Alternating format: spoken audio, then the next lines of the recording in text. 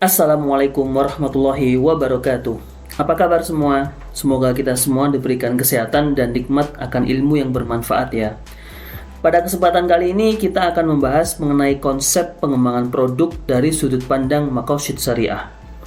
Diharapkan setelah melihat video ini, mahasiswa mampu menjabarkan konsep pengembangan produk dari sudut pandang Maqasid Syariah.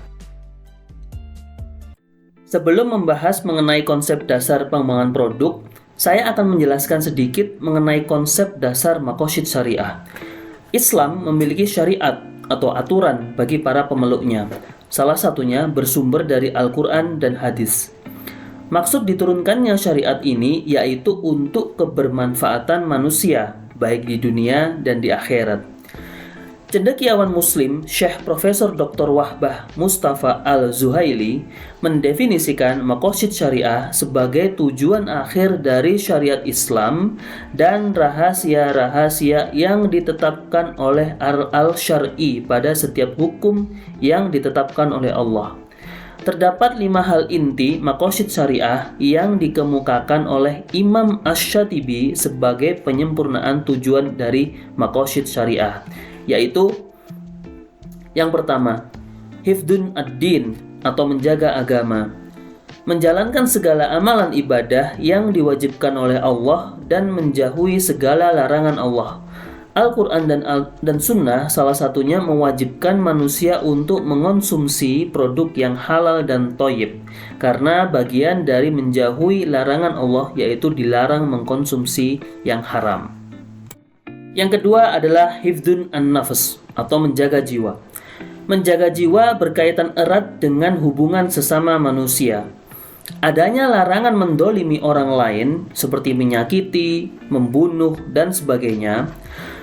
Kemudian mengkonsumsi makanan dan minuman yang halal dan thayyib menjadi salah satu faktor utama dalam menjaga kesehatan.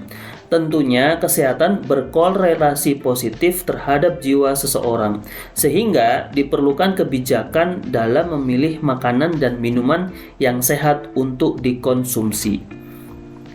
Yang ketiga adalah hifdun aqli atau menjaga akal. Yang menjadikan manusia sebagai makhluk sempurna adalah manusia memiliki akal. Sebagai contoh, dilarangnya meminum khamr untuk menjaga akal agar tetap sadar dan menjaga perilaku kita sebagai manusia. Yang keempat adalah hifdun nasl atau menjaga keturunan. Menjaga keberlangsungan peradaban manusia dalam Islam diperintahkan pemeluknya untuk menikah, membentuk, dan membangun keluarga. Menjaga keturunan tidak lepas dari bagaimana manusia menjalankan hidup dengan sehat, baik dari aspek olahraga teratur, istirahat teratur, serta mengkonsumsi makanan yang sehat dan bergizi. Yang kelima adalah hifdun mal atau menjaga harta. Harta yang kita dapatkan harus bersumber dari yang halal. Kita wajib menjaga harta kita seperti larangan riba, kewajiban menunaikan zakat, serta tidak serakah dalam mengejar harta. Perusahaan dalam menjalankan proses bisnis perlu melakukan corporate social responsibility sebagai bentuk kontribusi kepada masyarakat. Kaitannya dengan hifdun mal, perusahaan harus bijak dan teliti dalam memperoleh dana investasi, profit share sesuai dengan apa yang tertuang di dalam Al-Quran dan hadis. Nah, apa kaitannya Maqasid Syariah dengan pengembangan produk? Saya akan memulai dari yang pertama, yaitu hifdun ad-din atau menjaga agama. Mari kita perhatikan definisi dari halal dan thayyib. Halal dapat diartikan sebagai sesuatu yang diperbolehkan menurut ketentuan syariat Islam, di mana sesuatu yang halal adalah terlepas dari ikatan bahaya dunia dan akhirat. Sedangkan thayyib dari segi bahasa diartikan sebagai lezat, baik, sehat, menenteramkan, dan paling utama.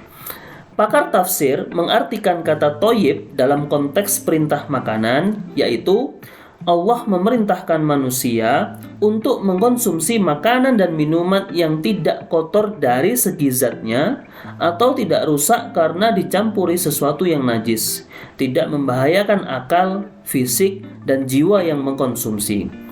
Dalam konteks pengembangan produk, produsen perlu untuk memproduksi makanan dan minuman yang halal dan thoyyib, karena hal tersebut merupakan bagian dari upaya menjaga agama dengan menjalankan perintah agama Islam.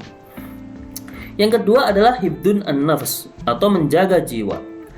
Produk yang dibuat oleh produsen itu harus memenuhi kaidah halal dan thoyyib dalam upaya perwujudan tujuan syariat hifdun an-nafs.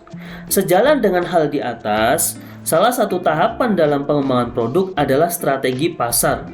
Dan dalam rangka menjaga hubungan erat dengan sesama manusia, sebuah perusahaan tidak boleh melakukan marketing strategi yang menimbulkan perselisihan dengan kompetitor. Bahasan mengenai marketing strategi akan diuraikan pada pertemuan-pertemuan berikutnya. Yang ketiga, hifdun aql atau menjaga akal. Manusia wajib menjaga akalnya dengan tidak mengkonsumsi sesuatu yang memabukkan. Dalam menghasilkan produk makanan dan minuman, sebuah perusahaan harus memahami pentingnya menghasilkan produk yang tidak memabukkan, karena hal tersebut merupakan upaya dalam menjaga akal atau hifdun aqli. Yang keempat adalah hifdun nasl atau menjaga keturunan. Upaya menjaga keturunan tidak terlepas dari mengkonsumsi makanan yang sehat dan bergizi. Perusahaan agroindustri dalam menghasilkan produk makanan dan atau minuman harus memperhatikan aspek higienitas bahan baku, proses produksi, serta produk jadi itu sendiri. Hal tersebut sangat berkaitan erat dengan kualitas makanan dan atau minuman yang sehat dan aman untuk dikonsumsi. Selain itu, dalam merencanakan pengadaan bahan baku, penentuan penyuplai atau supplier, perancangan proses produksi perlu memperhatikan kaidah implementasi sistem jaminan halal industri agar makanan dan minuman yang diproduksi dijamin halal dan thoyyib. Yang terakhir adalah hifdun mal atau menjaga harta. Perusahaan dalam menjalankan proses bisnisnya perlu melakukan corporate social responsibility sebagai bentuk kontribusi kepada masyarakat. Kaitannya dengan hifdun mal, perusahaan harus bijak dan teliti dalam memperoleh dana investasi, profit share sesuai dengan apa yang tertuang di dalam Al-Quran dan hadis. Baru saja kita belajar mengenai kaitan pengembangan produk dalam Islam yang dalam hal ini maqasid syariah. Semoga video ini bermanfaat dan sampai jumpa lagi di video-video pembelajaran lainnya yang tentu membahas tentang pengembangan produk. Bila Anda tertarik untuk berdiskusi mengenai topik ini, Anda dapat menghubungi saya melalui email yang tertera berikut ini.